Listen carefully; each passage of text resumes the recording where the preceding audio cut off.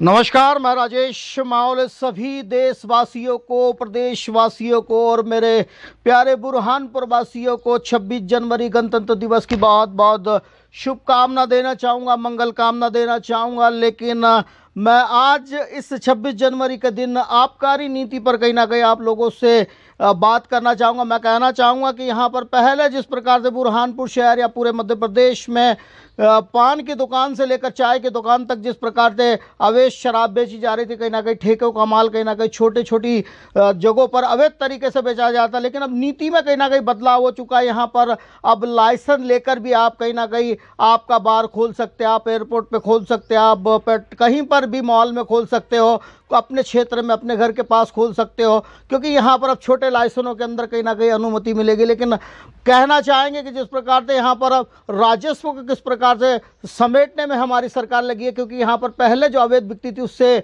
सरकार को आमदनी नहीं होती थी, लेकिन लाइसेंस के माध्यम से अब घर घर तक कहीं ना कहीं शराब पहुँचेगी। लेकिन इसी विषय को लेकर आज हम शहर के तमाम राजनीतिक लोग और सामाजिक लोगों से बात करना चाहेंगे। क्या इस नीति से किस प्रकार से सरकार को तो राजस्व मिलेगा, लेकिन कहीं ना कहीं समाज के अंदर किस प्रकार की गंदगी फैलेगी। यहाँ पर हमारे युवा कहीं ना कहीं यहाँ पर शराब के आदी होते जा रहे हैं, नशे के आदी होते जा रहे हैं। हमारे शहर में, प्रदेश में कहीं ना कहीं रोजगार नहीं है, उस ओर कहीं ना कहीं हमारा सरकार का, प्रशासन का ध्यान नहीं जाता। लेकिन अब शराब घर घर तक पहुँचेगी और तमाम यहाँ पर आप देखें फिर किस प्रकार से हमारे शहर का, प्रदेश का, समाज का जो हलचल वाला रंग है किस प्रकार से बदले जाएगा। क्योंकि अब शराब अगर घर घर के पास में बिकी जाएगी या जिस प्रकार से कोनों में बिकी जाएगी, लेकिन यहाँ पर हमारा समाज किस प्रकार से नशे का आदी होता है और किस प्रकार के यहाँ पर मामले देखने को मिलते हैं। क्योंकि मध्य प्रदेश में और शहर में हम देख रहे हैं क्राइम अधिकतर बढ़ते जा रहा है, जिस प्रकार की नशे में कहीं ना कहीं लोग घटनाएं हो रही है। हमारे यहाँ पर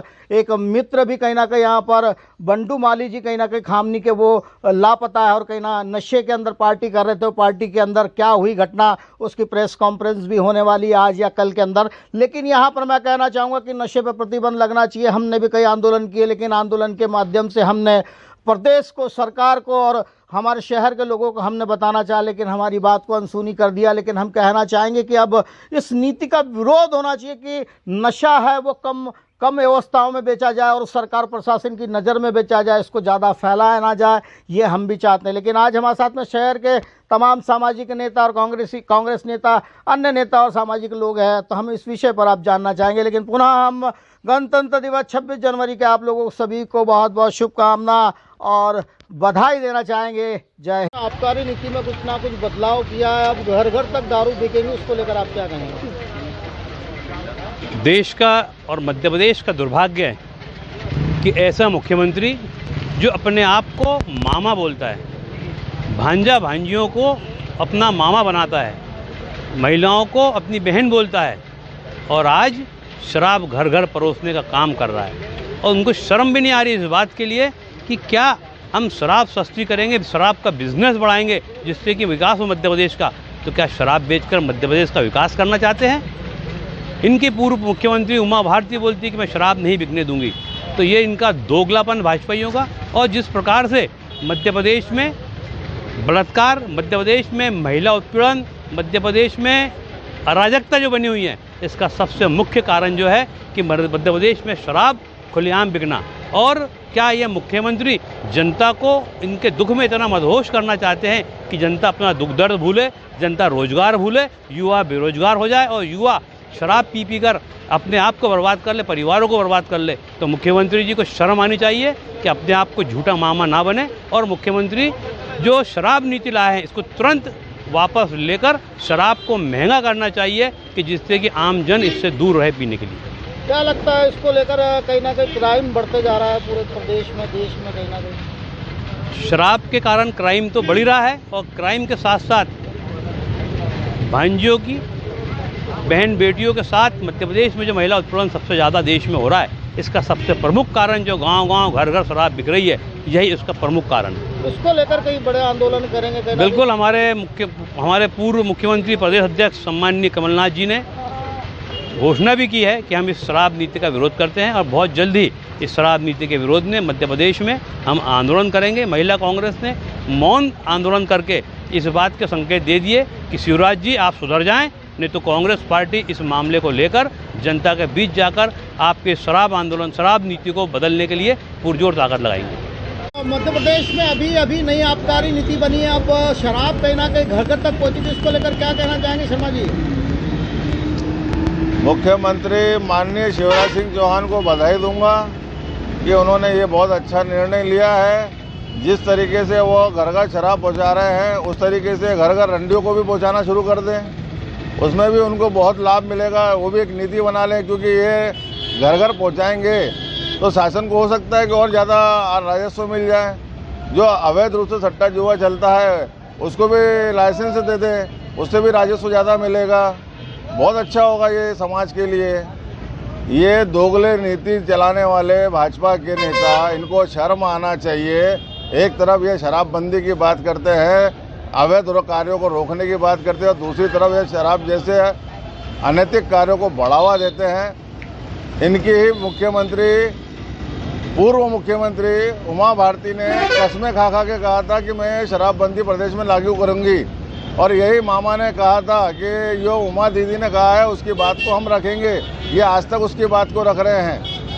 इन लोगों को केवल अपने ही लोगों को अर्थ लाभ पहुंचाना है। इनको न देश से लेना देना है, ना इनको लोगों के समाज में किस प्रकार की गंदगी फैलेगी, मैं ये पूछना चाहूँगा थोड़ा सा। ये शराब अगर घर घर तक गई तो गंदगी, अरे जो लोग अभी चाराने बर्बाद हुए, पूरे 1 रुपया बर्बाद हो जाएंगे। शराब नीति के नाम पर ये लोग जो दोगलापना कर रहे हैं उनको तत्काल रोकना चाहिए, और अगर ये रोकने में सक्षम नहीं हुए तो शिवसेना सक्षम है इनको इनकी हैसियत औकात बताने के लिए, और शिवसेना मैदान में भी उतरेगी। ऐसा तो नहीं लगता कि कहीं ना कहीं पहले भी मध्य प्रदेश में और बुरहानपुर शहर में अवैध शराब तो अभी भी किरानी दुकान से लेकर चाय की दुकान पर बिकती है, वो भी राजस्व समेटने के लिए इस तरह की नीति लाकर कहीं ना कहीं ये गेम तो नहीं खेल रहे हैं? निश्चित रूप से ये मैंने जैसे आपको बताया कि ये इनके चहेते लोगों की जेबें भर के और अपनी राजनीति चमकाते हैं, और अपनी राजनीति के लिए ये पैसा अवैध रूप से जमा करते हैं। इनमें नैतिकता नाम की कोई चीज़ नहीं है कि ये ईमानदारी से कोई कार्य करवा के पैसा ले ले जनता से। ये जनता को लूट के ही पैसा ले सकते हैं। क्या कहना चाहोगे इस नीति के खिलाफ में? विरोध करना चाहोगे? क्या करना चाहोगे? विरोध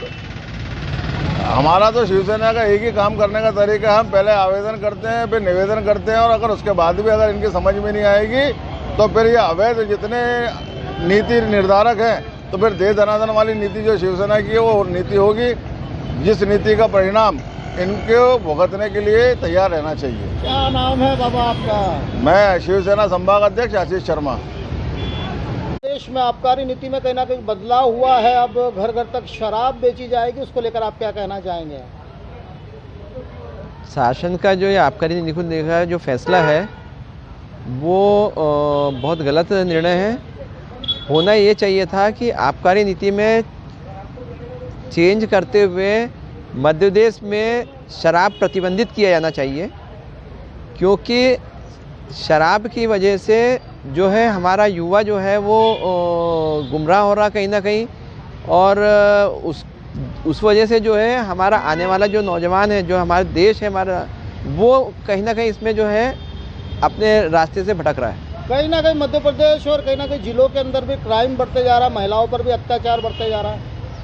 100% जो शराब है उससे ही ज़्यादा क्राइम हो रहे हैं आदमी, और ख़ासतौर से महिलाओं में, जो महिलाओं के साथ में अत्याचार हो रहे हैं, जो उनके साथ में दुर्व्यवहार हो रहे हैं, वो अधिकतर आप देखोगे वो ये नशे की स्थिति में किए जाते हैं। तो मध्य प्रदेश में शराब प्रतिबंधित होना चाहिए, और उसके ऊपर एक ऐसा कानून आना चाहिए जिसमें कड़े से कड़े उसमें सज़ा का प्रावधान हो, तभी जाके जो है हमारा प्रदेश, हमारा देश सुरक्षित रहेगा। क्या कहना चाहोगे मुख्यमंत्री जी से? कुछ कहना चाहोगे इस नीति को बदलाव ना किया जाए? 100% मैं तो माननीय मुख्यमंत्री जी से निवेदन करता हूं कि मध्य प्रदेश में शराब बैन कर दें। क्या नाम है सर? डॉक्टर आनंद दीक्षित।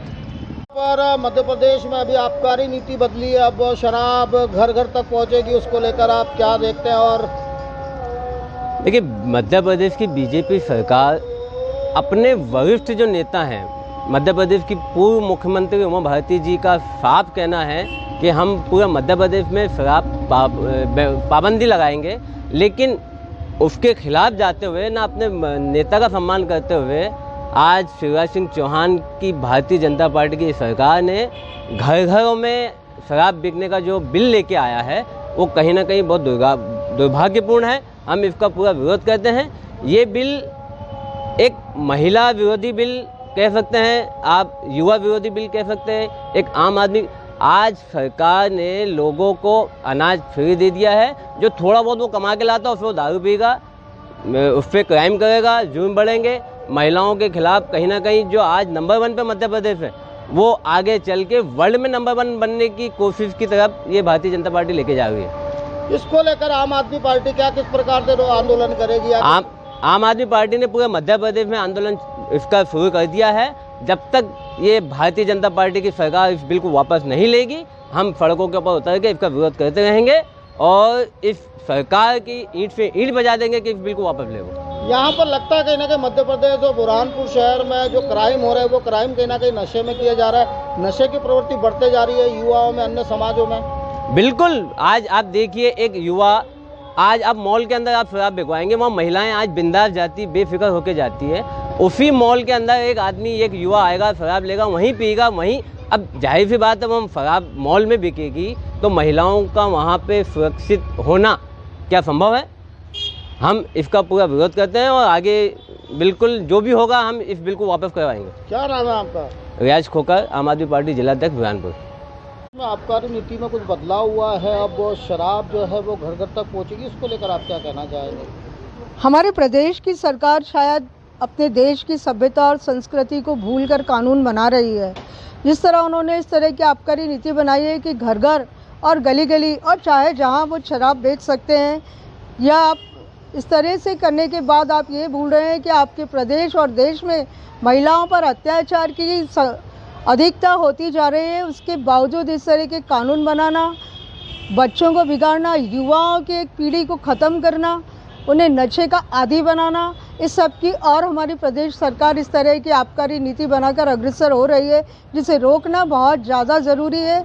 वह पुरानी एक जगह आप कहीं बेचें ताकि आप पकड़ में रहें, सरकार की नज़र में रहें, लेकिन हमारी सरकार शायद ये सब कुछ भूलकर इस प्रदेश को पूरी तरह से नशे का आदी बनाना चाहती है। कहीं ना कहीं महिलाओं पर भी कहीं ना कहीं अत्याचार देखने को मिलता है, घरों में विवाद होते हैं, कहीं ना कहीं बलात्कार होते हैं, इस प्रकार की घटना भी पूरे मध्य प्रदेश में हो रही है।